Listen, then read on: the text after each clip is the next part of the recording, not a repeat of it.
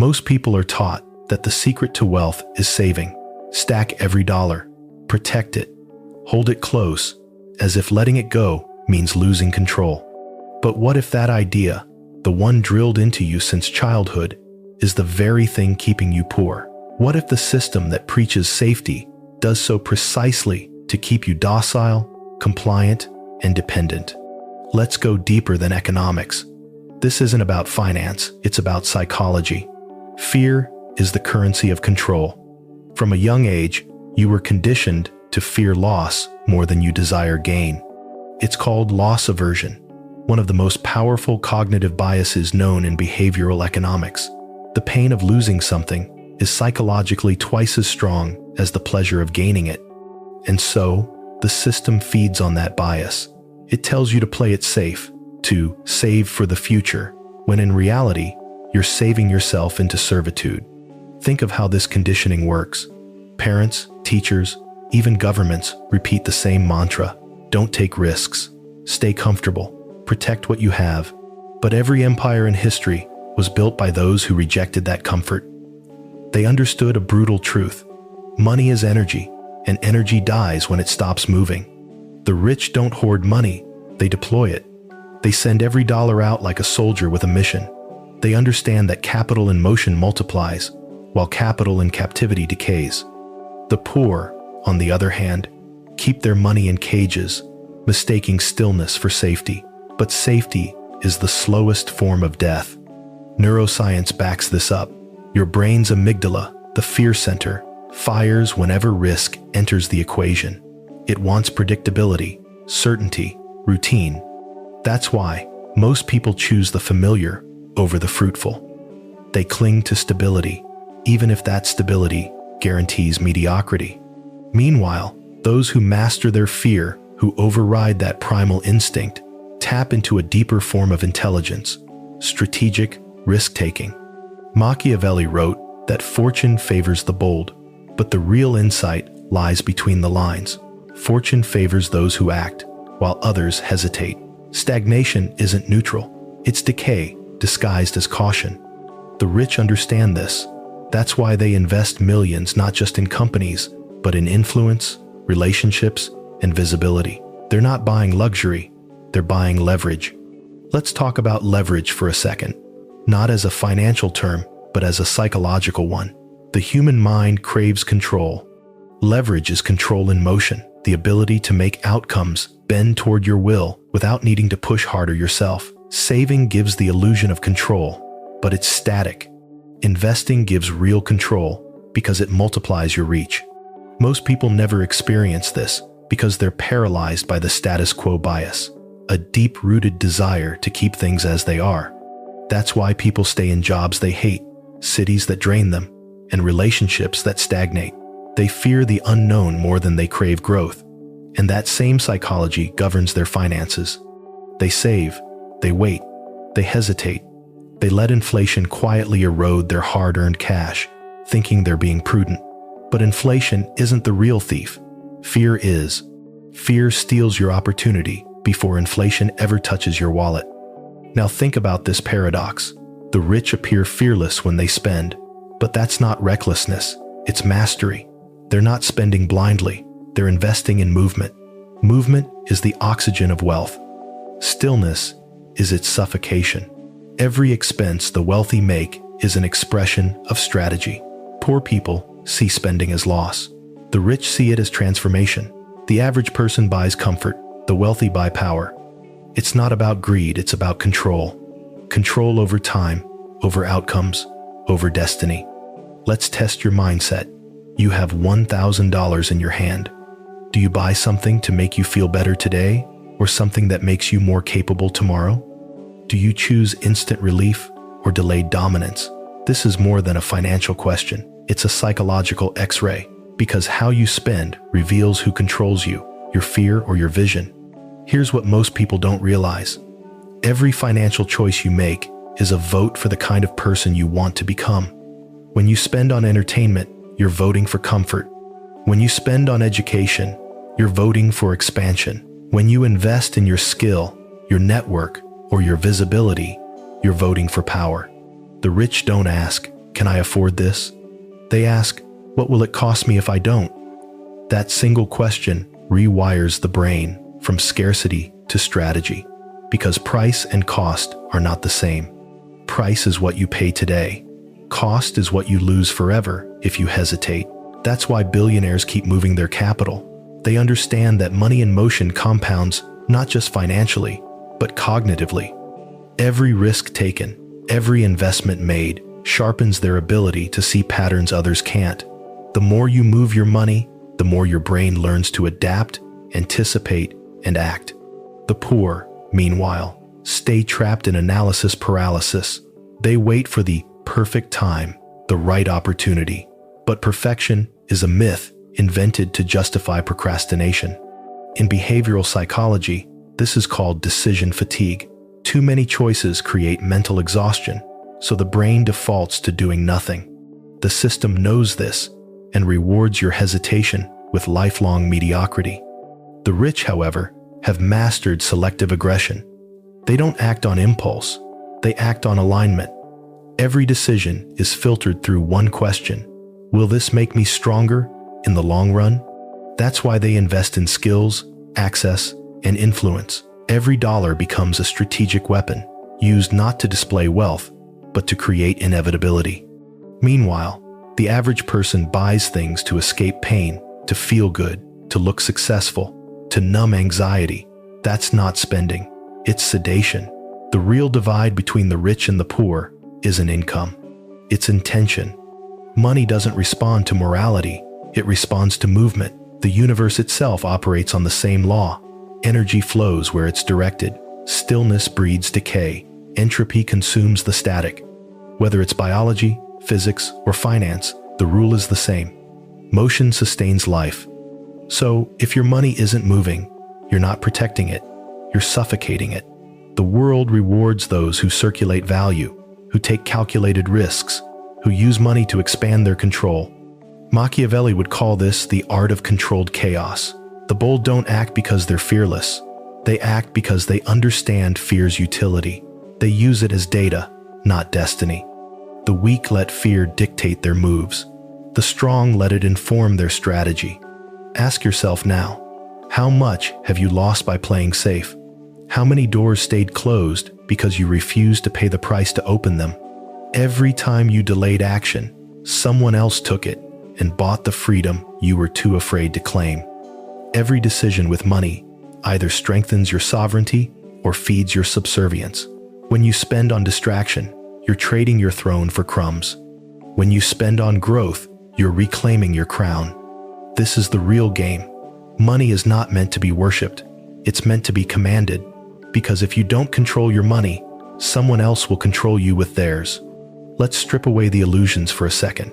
You were never meant to be financially free by saving. The system doesn't want you free.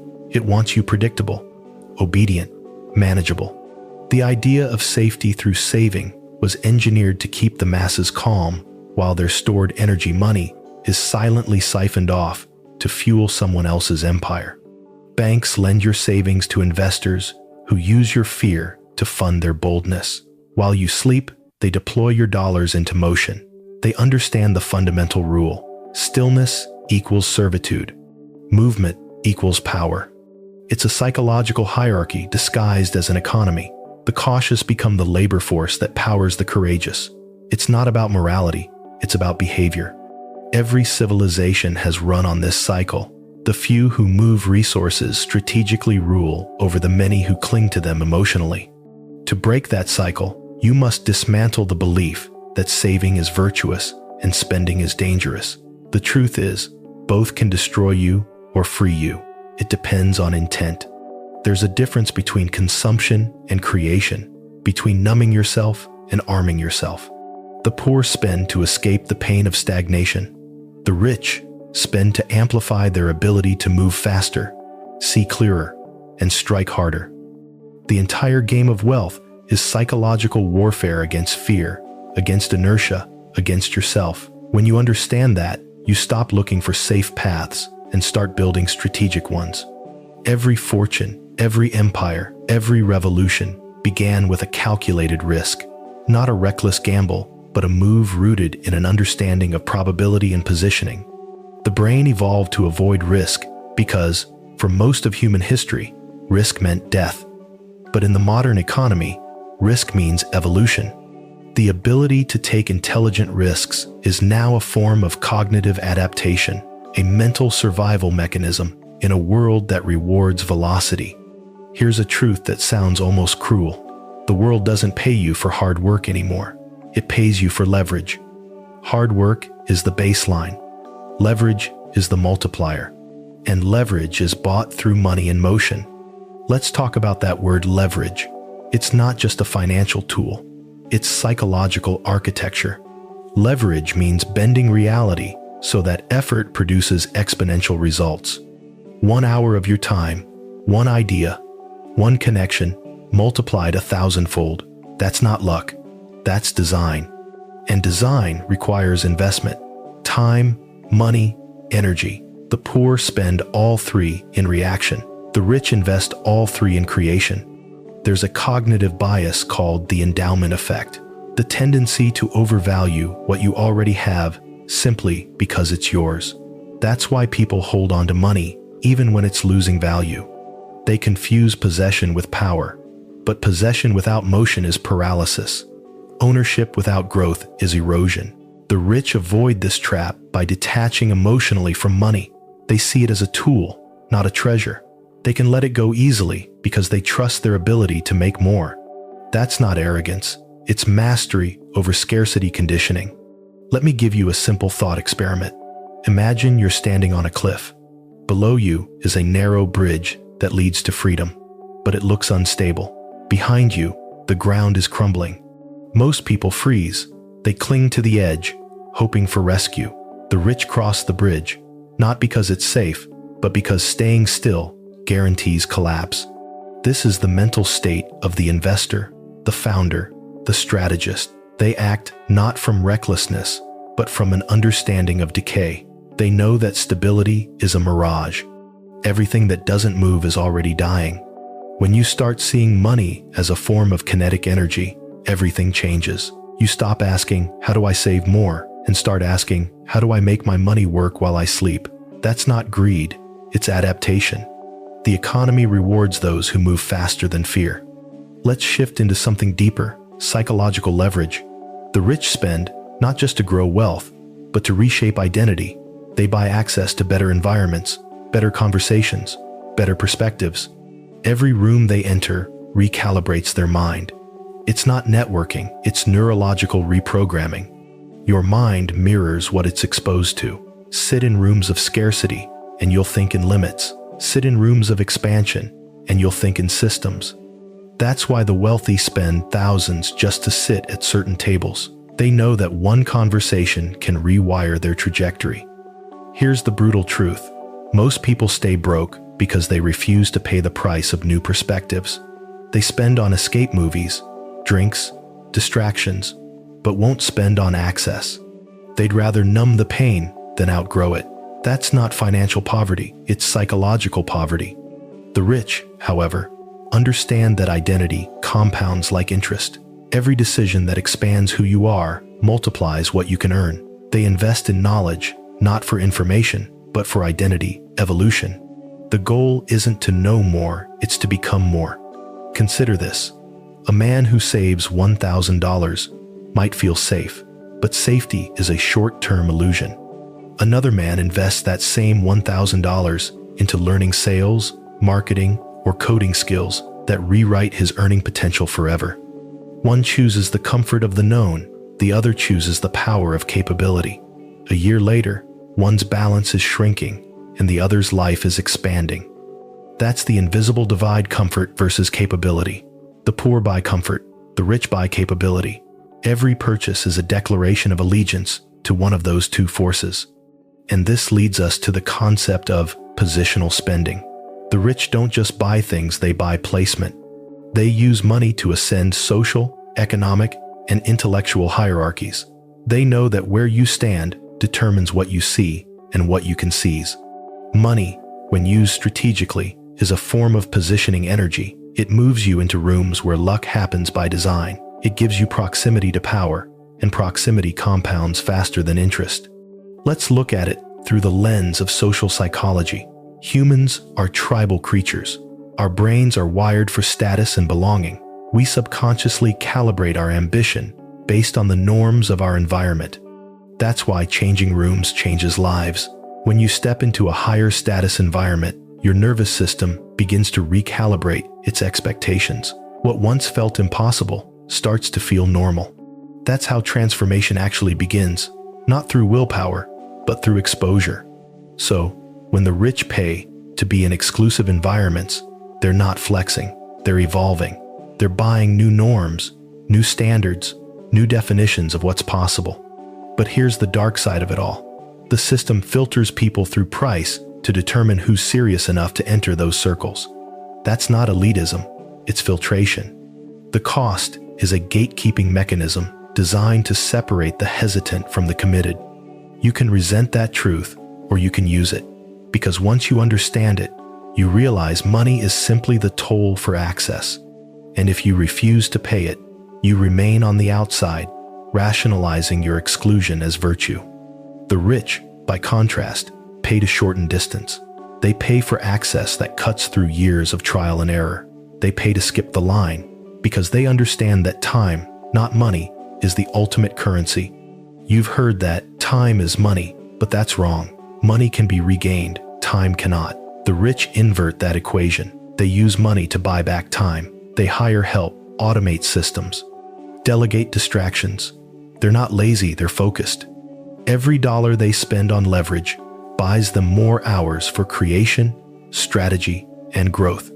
Every task they offload becomes a new source of momentum. That's how they keep climbing, by constantly replacing effort with systems. Machiavelli once said that a wise ruler never wields his own sword when he can command others to fight for him.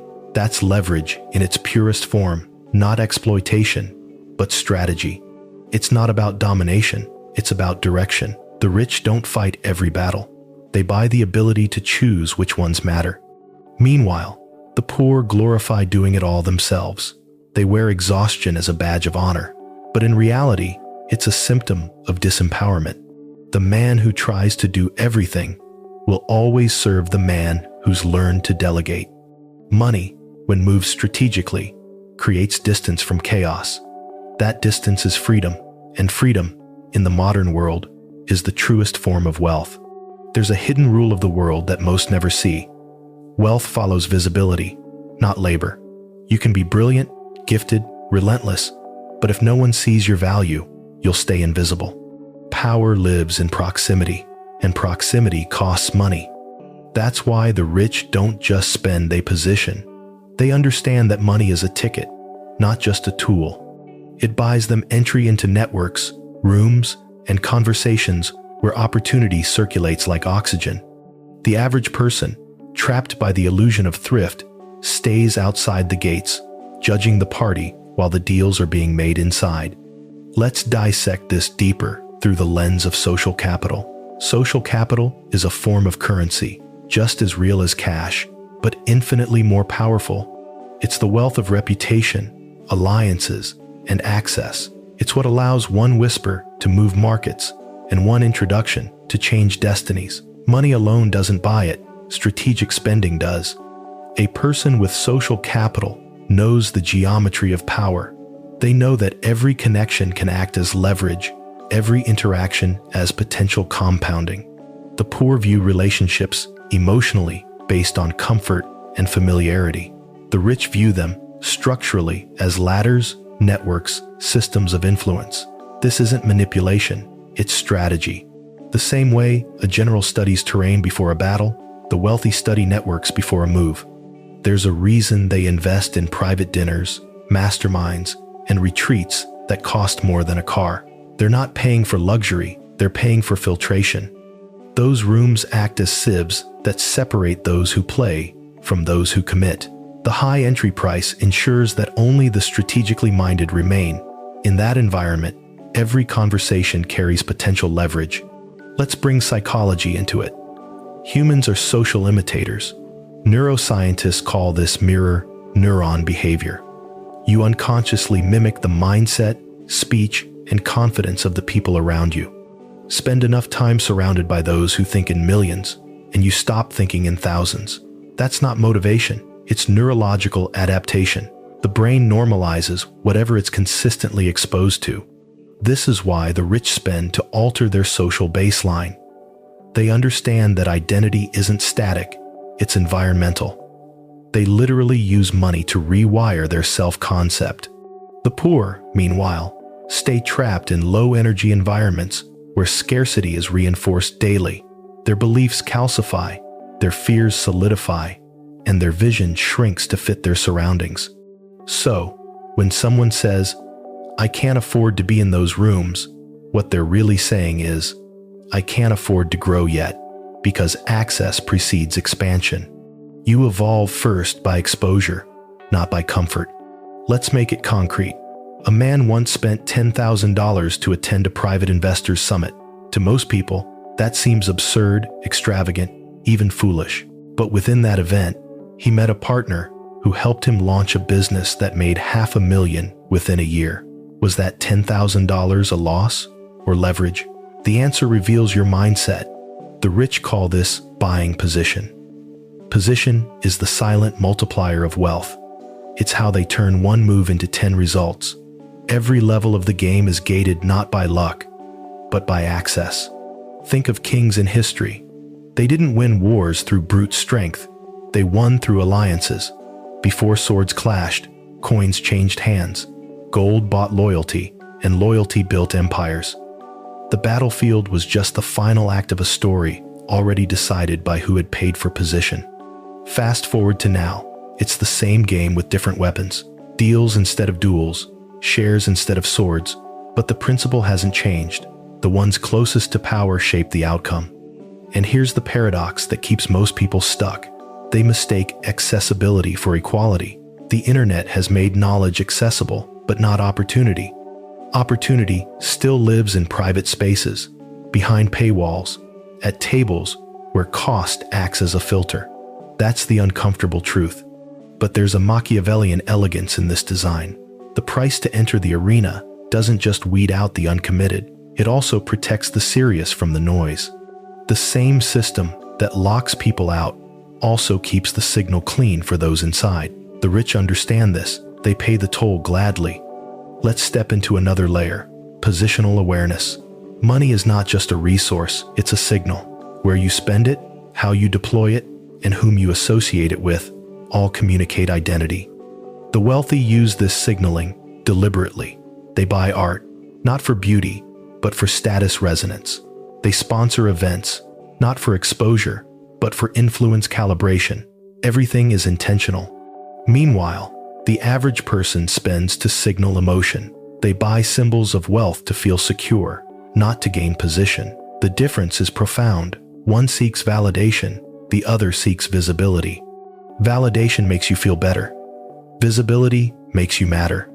To play this game, you must unlearn the idea that frugality equals wisdom. Frugality has its place, but when worshipped, it becomes cowardice dressed as virtue. The system loves when you're frugal because it means you'll never challenge it. You'll work, save, and obey forever safe, forever stuck. To rise, you must learn strategic indulgence. Spend with intent. Spend to shift your context, not to soothe your insecurities. Spend to change your exposure, not to flaunt your ego. That's how you build positional leverage. Once you're positioned correctly, something magical happens.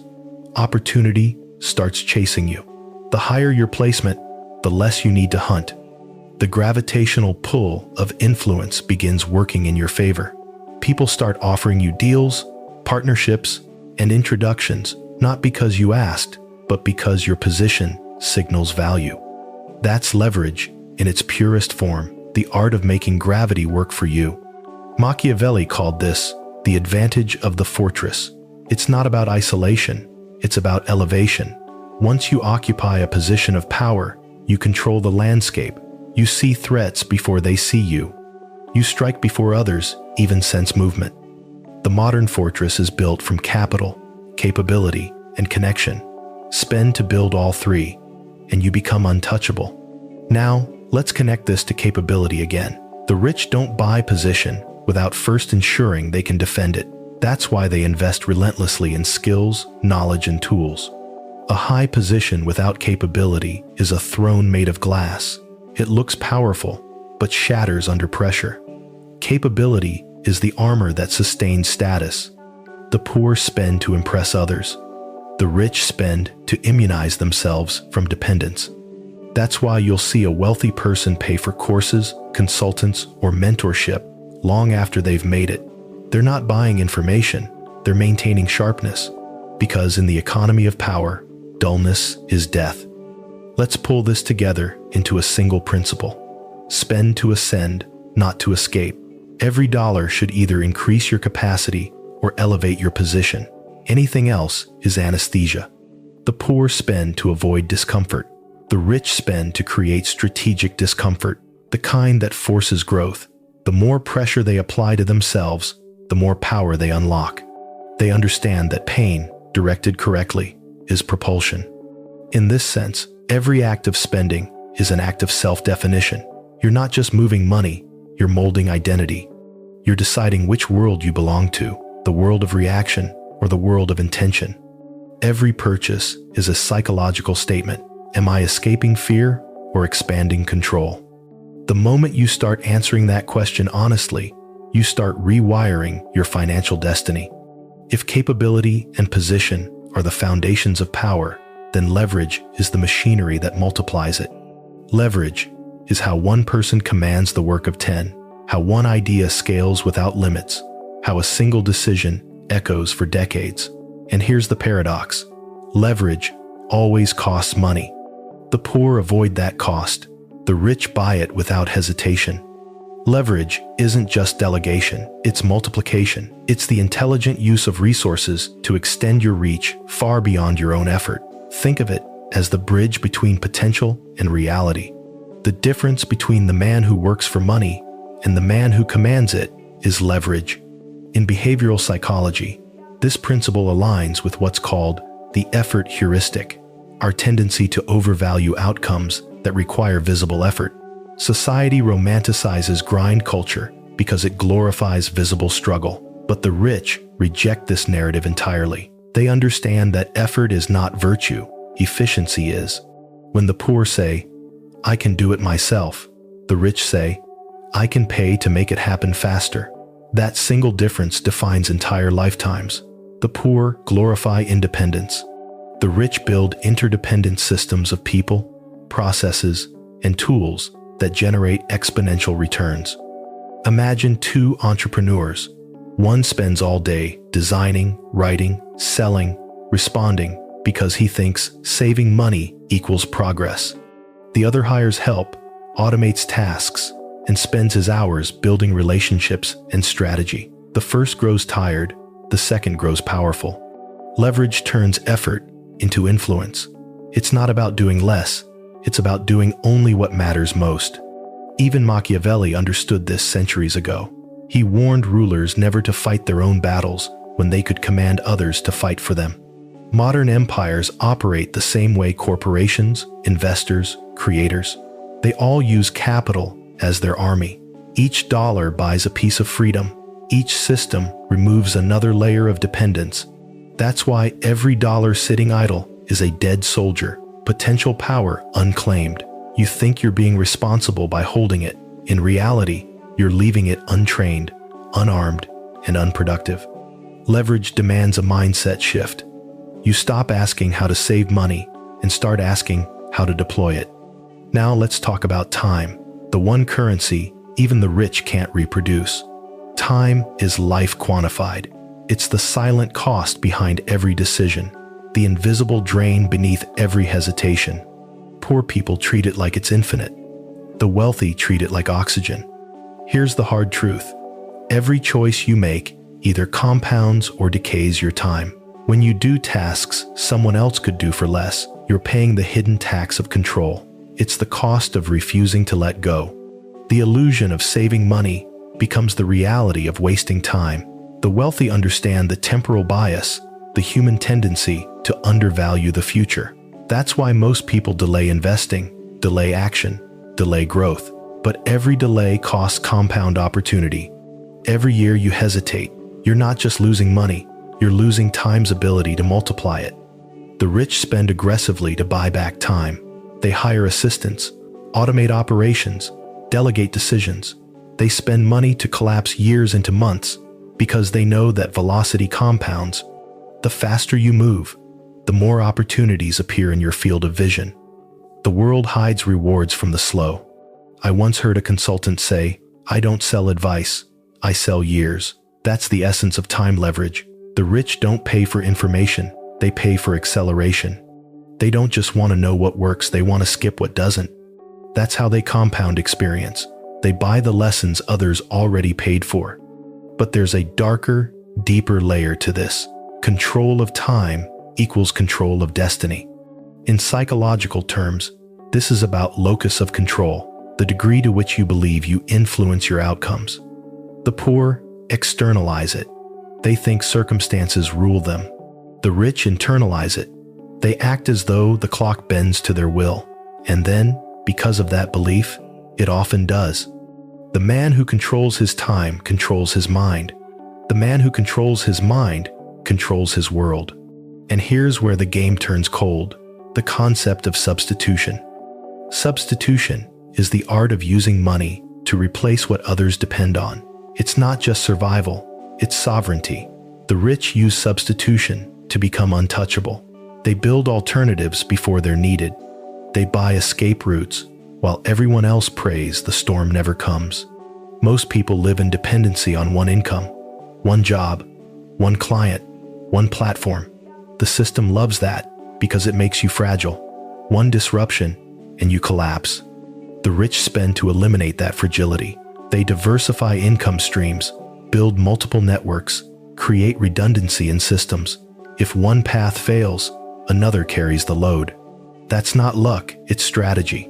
Substitution is power through replacement. It means never being cornered, never being owned. It's what makes nations resilient, empires stable, and individuals unstoppable. You see it in every powerful figure, from ancient rulers to modern CEOs. They spend to ensure they can't be replaced, yet can replace anyone else. That's how dominance is maintained, through options. And options cost money up front, but buy peace forever. When your systems can replace your labor, when your influence can replace your presence, when your money can replace your time, you've reached financial sovereignty. Let's translate that into psychological language. Substitution is anti-fragility. It's the ability to benefit from volatility instead of fearing it. The poor dread chaos because it exposes their dependence. The rich design for chaos because it reveals their preparedness. That's why when crises hit, the poor react and the rich reposition. The poor panic, the rich pivot. The difference isn't luck, it's architecture. One built an income, the other built an ecosystem. Every dollar you spend should be building one of three things: leverage, time, or substitution. Together, they create control. Control over outcomes, over options, over your life. Control isn't greed, it's freedom. The system teaches you to hoard because hoarding keeps you dependent. Your money in the bank feeds the system, not your sovereignty. The rich flip the game. They use motion to detach from the machine entirely. They don't store energy, they redirect it. When you understand this, spending stops feeling dangerous. It starts feeling deliberate. You begin to see that every transaction is a move on the chessboard, one that either expands your power or tightens your cage. Every purchase is an act of philosophy. You're either choosing comfort or capability, safety or sovereignty, stagnation or evolution. Money doesn't disappear when you spend it, it transforms. The question is what you're transforming it into: distraction or dominance, weakness or wisdom, dependency or control. The moment you start treating money as motion, not memory as energy, to be directed, not guarded, you start playing the real game. The goal isn't to save money. The goal is to command it, to use it to buy back time, to multiply power, to construct freedom, piece by piece, until you no longer serve the system, you own your place within it. And when that happens, everything changes. You stop asking for permission. You stop waiting for luck. you stop worshiping security. Because you realize that security isn't something you find, it's something you build.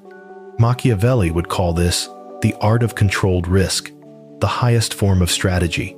You move not from fear, but from calculation. You spend not from impulse, but from intent. And in doing so, you transform money from a master into a servant. That's the essence of true wealth, not the accumulation of currency, but the accumulation of control. Because when you control your money, you control your time. When you control your time, you control your choices. And when you control your choices, you control your life.